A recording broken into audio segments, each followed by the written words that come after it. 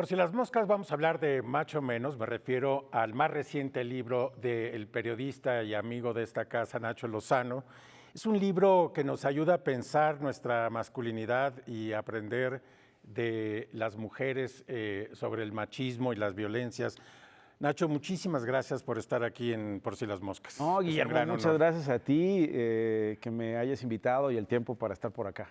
Bueno, como sabes, Nacho, es un tema que me parece fascinante, a mí me interesa mucho. Y en tu introducción dices algo que me llamó la atención, que dices que nos toca a nosotros los hombres como buscar las respuestas acerca de esta nueva masculinidad, una masculinidad más incluyente y no a las mujeres necesariamente decir qué es lo que tenemos que hacer. ¿A qué te refieres? Que encima de las violencias que padecen y de las que somos responsables los hombres, muchos las quieren hacer responsables de, ok, entonces, ¿cómo quieres que sea hombre? ¿Cómo quieres que deje de ser violento? ¿Cómo quieres que sea un hombre distinto y que deje de ser macho? ¿No? Les exigimos que ellos o ellas resuelvan ese problema, que es lo que me parece tremendo, ¿no? Tenemos que hacernos cargo nosotros de esas identidades, Guillermo, y yo lo que propongo en este libro, que se suma a tantos otros que se han publicado en décadas por mujeres y por otros colegas, sobre el machismo y sobre los feminismos, es, ok, yo creo que es importante hacerle preguntas a los hombres que son violentos sobre por qué lo son, ¿no? Creo que los hombres tenemos la obligación de enfrentar nuestra identidad y saber por qué utilizamos las palabras que utilizamos, que pueden terminar en violencia contra las mujeres, por qué seguimos educando a las niñas y a los niños con paradigmas machistas, ¿no? Y en los casos de los feminicidios, en este caso los feminicidas, los violadores, quienes sistemáticamente basados en su misoginia son violentos contra las mujeres, tienen que decir y explorar qué los motiva a ser violentos, ¿no? De acuerdo. Son procesos personales, ¿no? Que se tienen que seguir, en fin. En mi caso, como reportero, decidí preguntarle a las mujeres, decirles, ustedes que han investigado por décadas qué es el machismo, cuáles son los feminismos, ¿no? Que podrían ser caminos que nosotros podemos tomar para deconstruirnos, para hacer a un lado todas estas visiones de lo que es ser hombre, todos estos acuerdos tácitos que tenemos entre los hombres para fortalecer el patriarcado. ¿Cómo puedo deconstruirme? ¿Cómo puedo caminar este camino para dejar de ser macho? Y entonces entrevisto a un astronauta y entrevisto a una Miss Universo y entrevisto a varias escritoras, profesoras de economía feminista, en fin, colegas periodistas, para que me cuenten cómo nos ven ellas, ¿no? Y qué nos recomiendan para seguir ese camino, ¿no? De deconstrucción. Y el resultado, pues un poco son las entrevistas y las charlas que tuve con ellas. Pero no solamente las entrevistas a ellas, sino que también, Nacho, veo una lectura muy concentrada de muchos textos también sobre el tema. Por ejemplo, en tu indagación de qué es lo que, o sea, por qué los hombres son tan violentos o tan machos, utilizas, por ejemplo, la referencia de Alma Guillermo Prieto en varias ocasiones y discutes con ella y con otras que no necesariamente entrevistas esta idea, ¿no? O sea, también leíste mucho y también utilizas textos escritos para alimentarte en esta indagación. Tú no me dejarás mentir, Guillermo, para estudiar los feminismos, pues obviamente recurres a libros que se publicaron hace años, sitios de internet que se están Donde constantemente están las discusiones. discutiendo y autoras que afortunadamente todo el tiempo están publicando sobre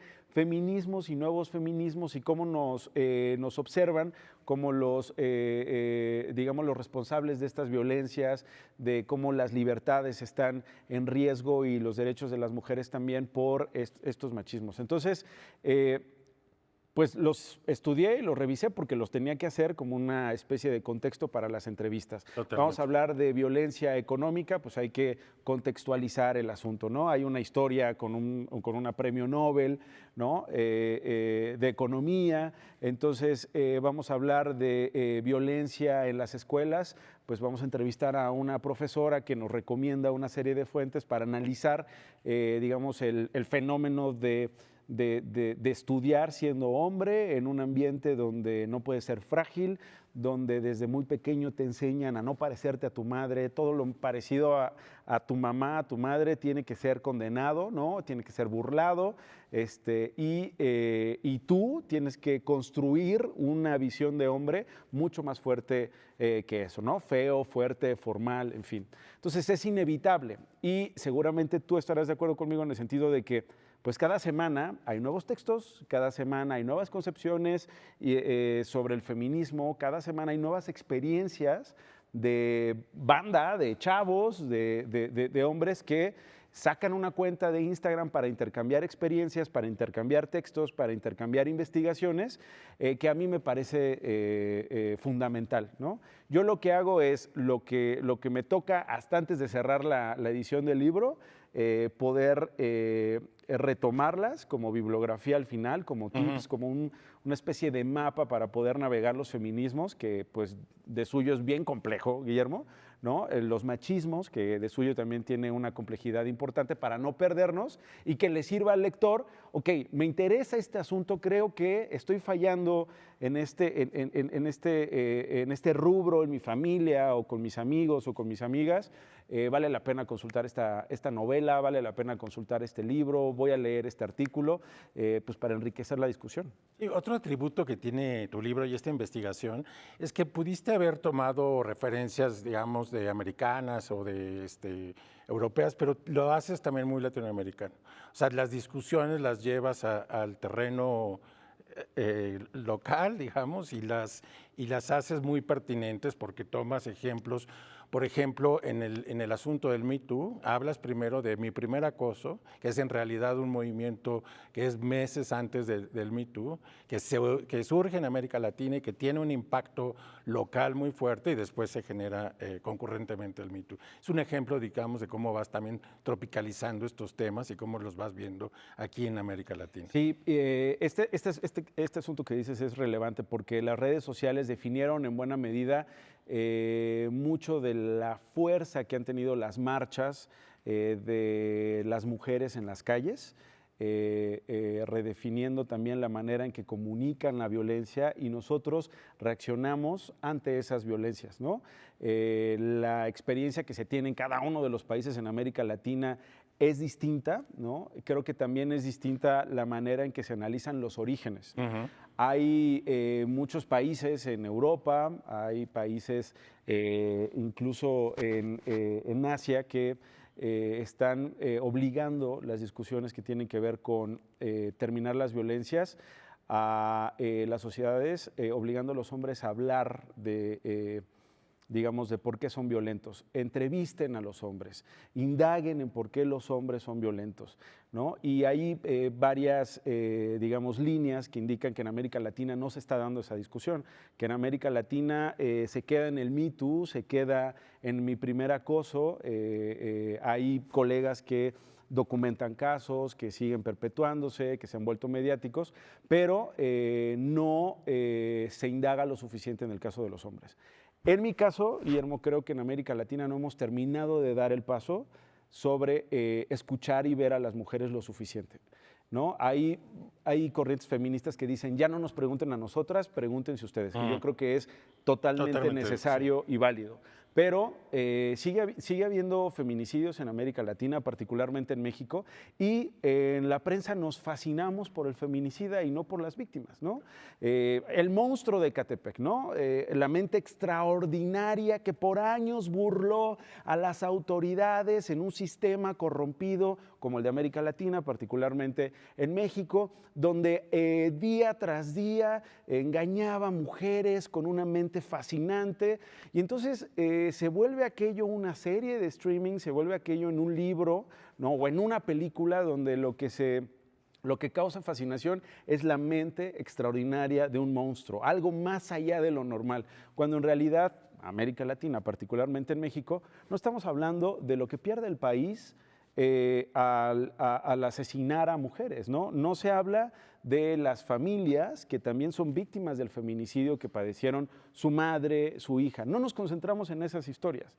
Por eso yo creo que es importante pues aterrizar pues un poco la teoría que yo me encontré al día a día que contamos como periodistas. Guillermo, cómo es que es fascinante criticar el machismo, pero en nuestras redacciones no tenemos a mujeres reporteras o jefas de información o directoras tomando decisiones acerca de cómo se discute y cómo se cubre una noticia, ¿no? Es terrible el asunto de las violencias contra las mujeres, pero las empresas no tienen en sus boards a mujeres tomando decisiones. Un gobierno paritario que es tener una mujer más que hombres en mi gabinete presidencial, tener de 500 diputados 252 mujeres y el resto hombres, y eso ya nos vuelve en un terreno de equidad y paritarios, no necesariamente, ¿no? O sea, en la teoría suena muy bien presumir este asunto de que soy un gobierno feminista porque incluye a las mujeres en mi gabinete, no necesariamente implica que eso se vuelva en una gobernanza que permita en México, ya no en América Latina en general, sino en México, una garantía de respeto a los derechos de las mujeres, empoderamiento, igualdad en los sueldos, en fin. Entonces, retomo mucho el caso mexicano a partir de lo que las grandes mentes feministas han estudiado en las últimas décadas, pues para ver en dónde estamos y hacer los cambios que tenemos que hacer. Tú en el libro te haces una pregunta que me parece muy pertinente, es si un macho y estas violencias, o sea, ¿se nace violento o uno se hace violento? ¿Qué te respondes? Yo me respondo que nos hacemos violentos, ¿no? Y nos hacemos violentos porque culturalmente nos diseñamos y nos configuramos así. Así como nos hacemos violentos, podemos deshacernos, podemos deconstruirnos. Y hay ideas, ahí están los ejemplos, ahí están las recomendaciones de las mujeres sobre textos y sobre posibles caminos, ¿no? Nosotros hablamos de nuestra vulnerabilidad solo cuando estamos borrachos. Necesitamos estar borrachos para entonces, oye, Guillermo, la verdad es que sí me dolió que me hayan puesto el cuerno, ¿no? Este juego José José, Juan Gabriel, ¿no? Pues no, Juan Gabriel no, porque van a decir que soy gay, van a decir que soy afeminado, ¿no? Cuando en realidad pues vale la pena y es muy enriquecedor explorar las vulnerabilidades que tenemos como hombres, ¿no? Y también cómo estamos construidos en pequeños detalles que forman parte de nuestra vida cotidiana, Guillermo, y que no necesariamente reparamos en ellos. Cuando vamos a un supermercado, por ejemplo, es increíble, ¿no? En el país donde desde que existe el divorcio en México, los hombres se pueden divorciar, las mujeres no. En el país como México, insisto, solo estoy pensando en México, en el que existe el voto, desde que existe el voto los hombres votan, las mujeres no. Es el mismo país donde hay supermercados que recorres con tu carrito y con tus niñas y con tus niños, que si deciden comprar un juguete, pues van al anaquel que le corresponde a cada uno por género, ¿no? Entonces, si tú eres niño, pues vas al anaquel de la construcción, del espacio, de las armas, de la potencia, ¿no? de las grandes máquinas, del poder, ¿no? De la construcción del poder, ¿no? O sea, son los juguetes de los ingenieros, de las naves espaciales, las pistolas, los deportes, ¿no? Claro. También. Pero si eres niña y recorres el anaquel de los niños, es el de los cuidados, el de la cocina, el de la programación de que tu género tiene una implicación cultural que termina en el cuidado de los demás, pero también en ser madre. Entonces te vamos a entrenar desde jovencita para que tengas un bebé, le cambies el pañal, reconozcas cuando esté llorando y lo que implique para eso, y pues si acaso medicina, ¿no? Cuando en realidad, y se lo pregunto a algunas de las entrevistadas, pues eso sí te condiciona y te configura. Entonces, culturalmente te hace, ¿no? Jugar un rol, ¿no? Que en el caso de los hombres puede terminar en algo violento. Tenemos que parar en este momento para dar paso a unos avisos, pero me gustaría regresar contigo para tocar un término que también me gustó, una distinción, y si se puede ser feminista light o en realidad hay que abrazar verdaderamente todo ese programa y esos valores. Regresamos contigo, no se vayan, estamos aquí con ustedes en un segundo.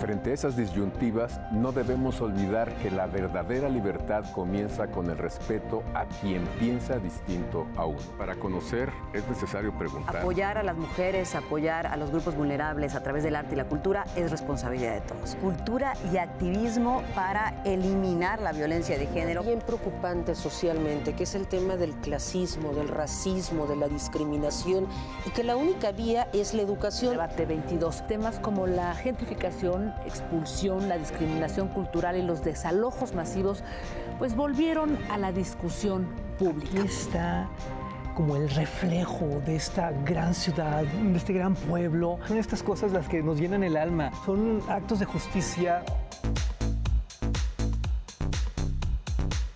Por si las moscas, vamos a hablar del Festival Internacional por la Diversidad Sexual, que este año cumple su edición número 36, 15 años del Museo Universitario de Arte Contemporáneo, y me acompaña para eso su directora Amanda de la Garza. Vamos a hablar del más reciente libro del escritor Juan Villoro, me refiero a La figura del mundo.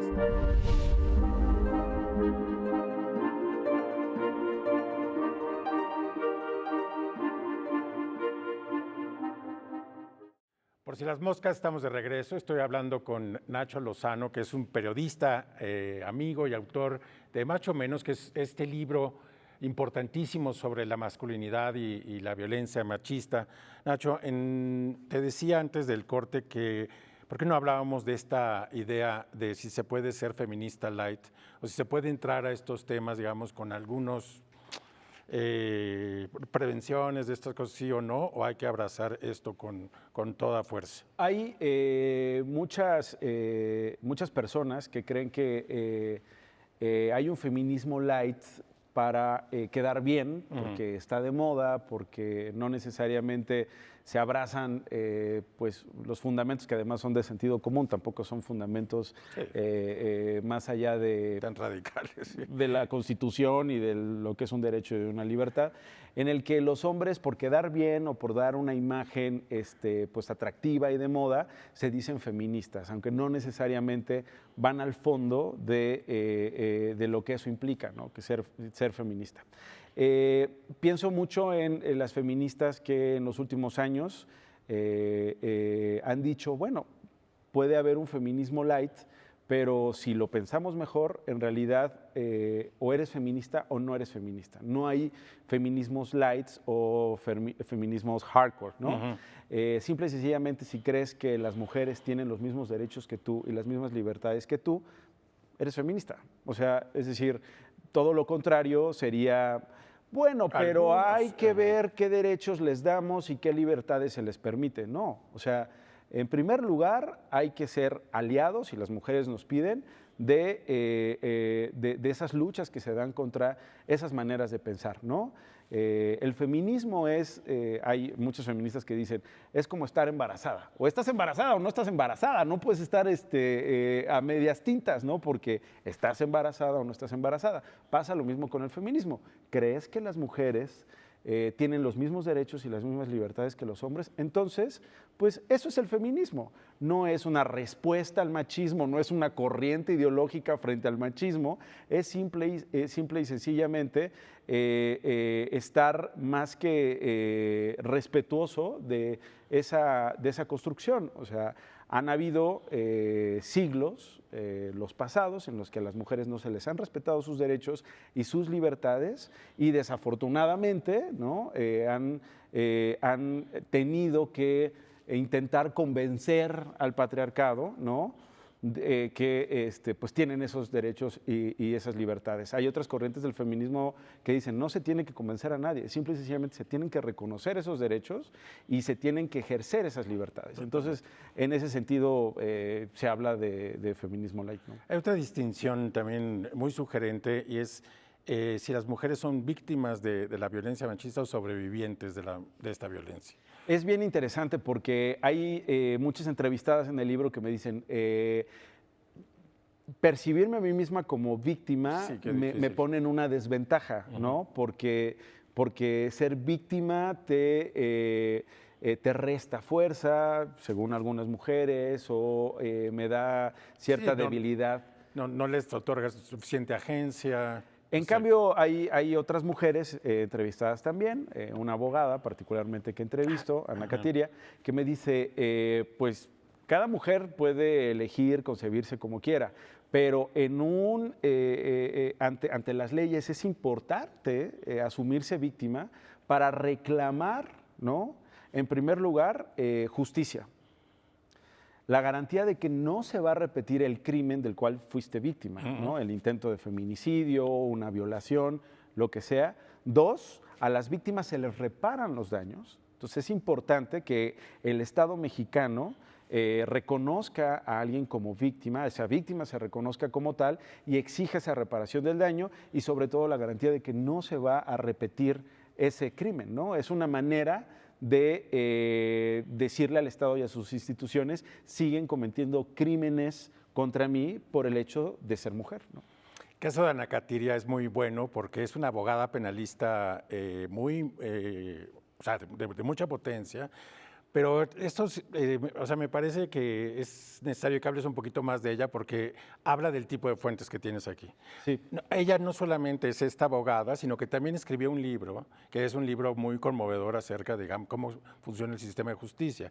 Y en tu libro hablas del libro que ella escribe, pero de ella también, y la entrevistas, y creo que queda muy redondo. Sí, su libro se llama En Defensa Propia y es sobre el caso de Yaikiri Rubio, ¿no? Sí. Que es esta joven que es llevada a un hotel y es abusada sexualmente por 2 hombres. Uno de ellos se va, el otro queda con ella y ella lo que hace es defenderse y matar a su agresor. La justicia mexicana, para variar, justicia mexicana, la acusa de condena, homicidio sí. y la encarcela. Lo que hace Ana Catiria, que es una abogada de derechos humanos admirable, es una mujer además que nos ha educado muchísimo a los hombres y que es efectivamente uno de esos caminos que yo creo que hay que recorrer los hombres para deconstruirnos y dejar de ser machos. Lo que hace es toda una reflexión acerca de lo que implica la defensa propia. Y me parece muy interesante porque obviamente lo que ella dice es, si tu vida está en riesgo y tu integridad está en riesgo, tú puedes hacer lo que tengas que hacer para defenderte y que en este caso no te maten. El asunto es que viene una especie de discusión filosófica o interpretación de la Constitución en el que muchos abogados, no necesariamente con un hombre es lo mismo, pero sí con una mujer, le regatean a la mujer la defensa propia. Le dicen, ¿cómo te defendiste? ¿Te defendiste con una metralleta cuando en realidad te querían matar con un cuchillo? No es lo mismo. ¿Eso es defensa propia o es aprovecharte? Es de verdad terrible y lamentable cómo se dan esas discusiones. Entonces lo que dice Ana Catiria es, ojo, al Estado mexicano y a las instituciones del Estado mexicano no les conviene que los mexicanos y las mexicanas sepan que la defensa propia es una motivación que se tiene que ejercer todo el tiempo, porque eso significa que en defensa propia te tengas que defender ante un militar, ante un policía, pero también ante un feminicida, pero también ante un violador, ¿no? Y que legítimamente tengas tú todas las herramientas para justificar ante un juez tu defensa propia, que es el caso de Yaikiri. Ella la saca de la cárcel, ella vuelve su caso todo un caso emblemático, hay precedentes en la teoría legal, hay precedentes en el ejercicio de la justicia para ver con perspectiva de género, con una reflexión distinta, digamos, la defensa propia, para que, pues bueno, cualquier persona que quiera ejercerlo o que lo justifique después de haber cometido alguna acción para defender su vida, lo haga sin mayor problema y mucho menos termine en la cárcel, Claro. que es el caso de Yaquiri. Es increíble. Otra cosa que es interesante de tu libro es este capítulo sobre el poder sexual de las mujeres. Es, digamos, es algo de lo que no hablamos tampoco demasiado, pero que, bueno, porque ellas tienen, digamos, un poder en su sexualidad que hay que echarlo también adelante y también pedirle a los hombres que se echen un paso para atrás, ¿no? Sí, hay toda una serie de reflexiones. Yo la verdad es que tomé algunas de las tantas que, insisto, todo el tiempo se están renovando y sí. se están discutiendo y se están percibiendo desde distintos puntos y que tiene que ver con cómo es que nosotros como hombres somos educados para ejercer nuestra sexualidad como hombres y para exigirle a las mujeres una sexualidad conveniente a los hombres. ¿Qué quiero decir? Que no necesariamente los hombres somos educados en nuestras casas más allá de una película pornográfica o una revista pornográfica. No es que tengamos conversaciones con nuestras madres o nuestros padres acerca de lo que es el pene, acerca de lo que es el placer, acerca de lo que es la diversidad sexual, acerca de lo que implica estar cerca de una mujer, acerca de lo que implica el no, ¿no? Cuando una mujer dice no, pues es no. Bueno, pues es no, pero si es tu esposa, puedes tener relaciones sexuales con ella. No. Puede ser interpretado como una violación, en fin, exploración de la propia sexualidad. A las mujeres creo que en México se les exige en general parecerse lo más posible a una actriz pornográfica, ¿no? Que es lo que dicen muchas feministas, como Caitlin Moran, ¿no?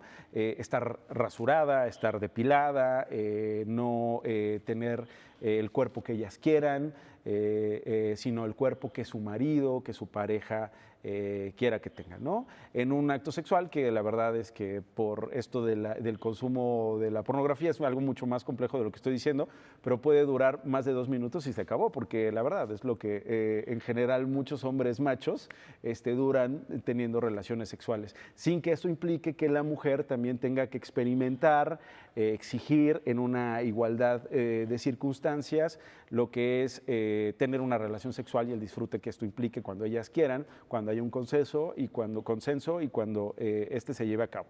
Hay además una especie de serie de impuestos a la sexualidad de las mujeres, ¿no?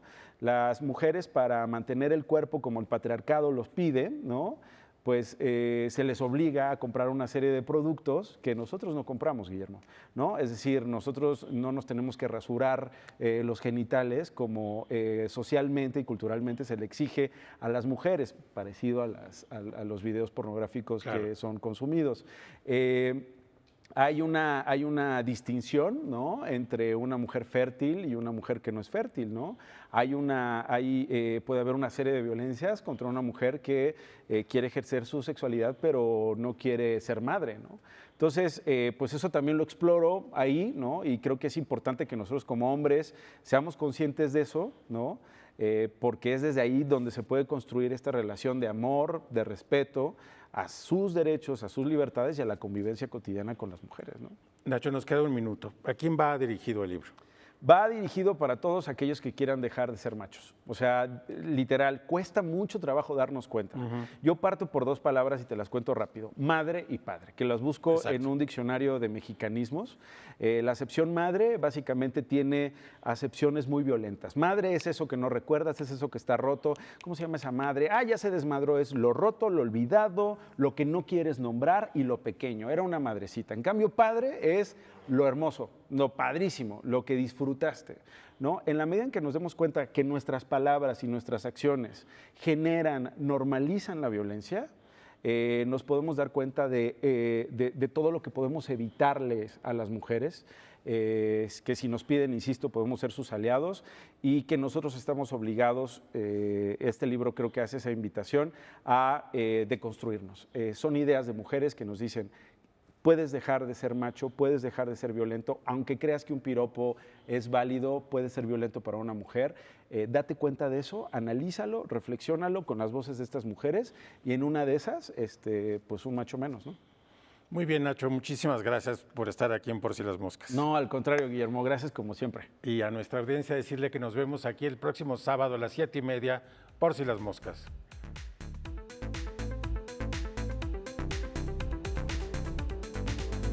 Muchas gracias, Guillermo.